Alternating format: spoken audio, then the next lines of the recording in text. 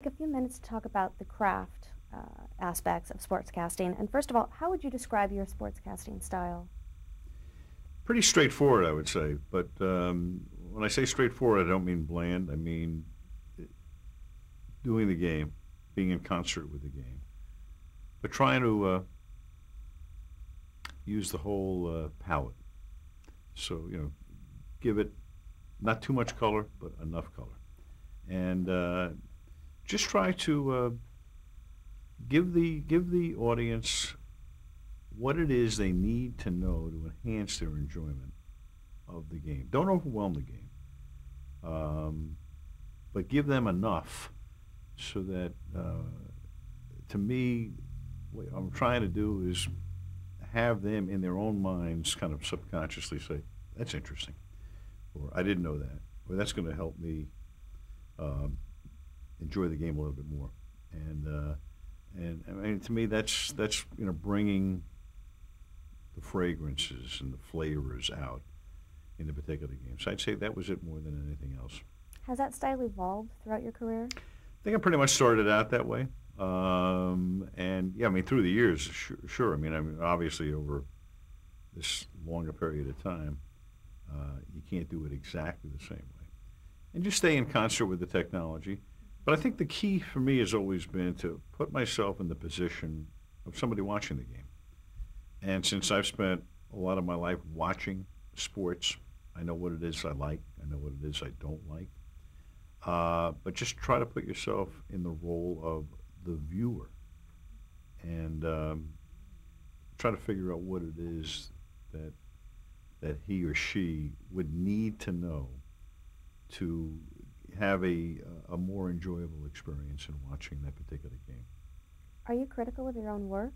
Very, very much so. In fact, I really hate to listen to tapes of my work, and I just don't like it because it never comes out perfectly, and I guess I'm a perfectionist or try to be, and it's something that you really can't attain. You always aspire to attain that, and I do, but if I listen to myself, I'll always say that there was a better way to do that, or you didn't do that exactly right, or whatever, and so the only times I really listen to myself, or the only reason I really do, is just to kind of check to make sure I'm not getting into like bad habits. Occasionally, you'll be unaware of the fact you'll start using the same word too often. So I spot check myself on that basis, just as quality control more than anything else. But to listen to myself, I really don't like it. I don't enjoy it at all. Have you come close to being perfect in calling a game? I think there were a couple of games in my career where I felt that the games were phenomenal, and I was able to get up to a certain level, and I felt good about it, real good about it. Never watched the tape though, because I then it would deflate me to do that. But there were games that through my career I just felt as if I was very much in sync with that game, and the brain was working as hard as it could and as clearly as it could, and you were so into it that everything came out the way you wanted it to. At least when I left the booth. But that's why I never watched the tapes of those games, because I'd rather have the feeling of, hey, that was about as good as you can be, as opposed to going, oh man, that's not as good as I thought it was. How do you keep your voice healthy? Never really had a problem with it, fortunately. So, I've just been lucky. I've just been lucky that I haven't had any health issues through my life, and don't want to give myself a knock on wood thing here, but or I do want to give myself a knock on wood, but just kind of trying to take care of myself, and I enjoy what I do very much. I think that has a lot to do with it too. So I've rarely had a cold. I've never missed an assignment in 29 years at ABC, which is something that I hadn't really thought about until a few years ago, and now I guess it's something to be proud of. But is I'm lucky. I'm lucky that I've been healthy enough to never have never have had to miss a game. We've talked about some specific sports and the general keys to broadcasting those sports. I wanted to run through a couple more, Hmm. just have you touch on what it takes to do the announcing for those. Auto racing. Auto racing, when I did it years ago, was pretty simple because all you had to really describe was, who was leading and who was second and all of the rest. Now somebody really needs to be expert in every area, including the technical and engineering and mechanical aspects of auto racing. So I could get away with it in the 70s because I was just doing kind of like a wheel-by-wheel analysis of it or reporting of it, and then I had Jackie Stewart and Chris Economaki with me for the most part as analysts. Now you really have to know how an engine works, and I can barely do self-serve, so my auto racing announcing days are over, trust me. Golf. There's been some primetime golf that you've covered recently. Golf, you're very economical, obviously, in your verbiage for golf. And the one thing that I've learned since I took up golf myself about 10 years ago and love it and very passionate about it is that I think to do it right, you really have to play it. You don't have to have played football to announce football. But I think with golf, it's a very different animal because unless you can really put yourself inside a golfer or have that golfer's mentality, you'll never really understand it because there's something about that game that almost compels you to understand what goes inside a golfer's brain. I mean, that to me is it's the most fascinating of sports to participate in because so much of it is mental. Professional basketball. Pro basketball, it's much different than football. I think the thing with basketball, it's very much a rhythm game.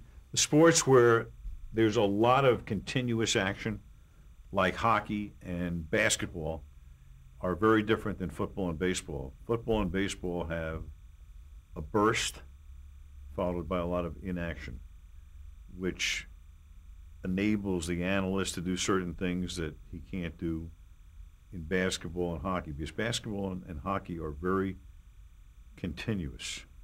So what you'd have to do is find a rhythm within a basketball game, know when to come in during that continuous action, and it's a challenge. It's a challenge. It's a different sort of animal and as I say than baseball and football are. But it's one that's very satisfying, and it's kind of like I don't want to put it in terms of a rap song, but it's fast, catchy music as opposed to baseball being more of like classical music. How important is it for you to continue working? I think right now I feel pretty good, so health-wise, as long as my health is good, I love what I do. I think it's tremendous. It's a great way to make a living. I got in it as a kid because I knew it was a way to get into the games for free, and I've never forgotten that. And I realize how lucky I am. And the only thing that wears you down, I think, at a certain point in your life is the travel. And as easy as they try to make it for you, and they try to make it pretty simple and stay in good hotels and all of that, but it's getting your body to another place in a different environment and all the rest. And I think at a certain point, I know that the traveling component early in my career was great because you're going to places for the first time and all that, and then you get to a certain point in your life when it's probably the only negative right now. It really is. It's something that it's part of it. You have to accept it. But it's about the only negative aspect of my job right now. What advice would you give to someone starting out as a sportscaster today? I would say that work very hard to develop your own style. You're going to be influenced by others. Because kids who want to get into this will have heard somebody, and they'll have certain inspirational figures. And in effect, they might try to emulate, even imitate them. There's nothing wrong with trying to use somebody as a model for style, but be aware of who you are and what you want to try to do. And the advice I give to mainly kids now who are aspiring to get into the business is learn about everything. This is not just about sports. You don't have to be a doctor to do sports, but you better know a little bit about medicine. You better know a little bit about philosophy. You better know a little bit about geology. You better know a little bit about a lot of stuff, at least. It's not just turning the double play and the blitz and all of the rest. And people expect it to be at a higher level these days. So a good liberal arts education is what somebody who aspires to get into this business should really have. We touched on, you actually spoke in depth about the earthquake coming during a sporting event. How do you come back from such a serious event like, say, 9/11, which happened at the beginning of the football season? How do you get yourself and the audience back to a place where they want to watch football again? Well, after 9/11, the games the following weekend were postponed. Our next game was about 12 days later, 13 in fact. And at that point, people were, who had tuned in that night, you had to obviously relate to what had taken place. And then the game begins again. And it's like, hey, in effect, as cruel as it may seem, life goes on. People want life to go on. You'll never forget what had taken place. And I felt there was that particular night, I came on the air, and I think they gave me about a minute to sum up what had taken place over the preceding 13 days. And, but then at that point, the game begins. And once the game begins, it's a game. And then these players are trained to do what they do, and the coaches are trained to do what they do, and away you go. But, to me, people who are too into sports and it becomes too much a part of their lives, and then they say, it takes something like 9/11 to put it in perspective. It shouldn't, dude. It shouldn't take anything like 9/11 to put anything in perspective. Sports need to be put in its proper perspective. There's life out here, and then sports is a diversion. It's a fantasy, it's entertainment and all that. Now for the serious business for the players and the coaches and owners and all of that, we understand it. But I'm saying for a viewer, it's entertainment. That's what it is. So, it should always be thought of as that. And as much as I love sports, I just don't understand people whose lives, whose moods over days are determined by the fortunes or misfortunes of their teams. You always get carried away a little bit too much, and I think it's just necessary to just keep everything in perspective. This is the entertainment business. What has been the highlight professionally of your career? Well, I can't think of a moment that would be any better than Lake Placid. That would have to be the singular event. It doesn't get any better than that. To be a part of, in the broadcasting sense, the best sports moment of the 20th century was fantastic. I think I'll always look back, upon that as something that cannot be replicated. If you were to ask me to come up with something to equal it or top it, I couldn't even think of it. I couldn't even make it up. So that stands alone. And then to have been a part of Monday Night Football for 20 seasons was pretty terrific. And that's just grown. The first couple of years, getting my feet wet and all of that, and having been lucky enough to do 8 World Series, 5 Olympics, the NBA Finals on 2 occasions, Hagler Hearns boxing and all of that. But Monday Night Football is something that over a 20-year period, I can't think of one time when I've ever arrived for the game and hadn't had at least a small adrenaline burst. It's terrific. There wasn't one game in over 400 games, counting pre and postseason, where I showed up and wanted to be anywhere else. So I would say, as a singular event, Lake Placid stands alone. As a series, it can't get any better than Monday Night Football. How would you like to be remembered? As somebody who you could trust to be prepared, to have been enjoyable to listen to, a guy that you might say helped me enjoy the experience of the telecast more. That's probably how. I would say that's it. It's something that I really don't think about very much. I hope it happens, and I hope most people think of me that way.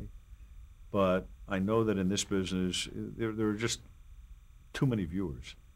So there are a lot of viewers who will never like you, accept you, want to be very critical of you and all that. But I would just hope, for the most part, that there are enough people whose enjoyment of the telecast I've enhanced enough over the years that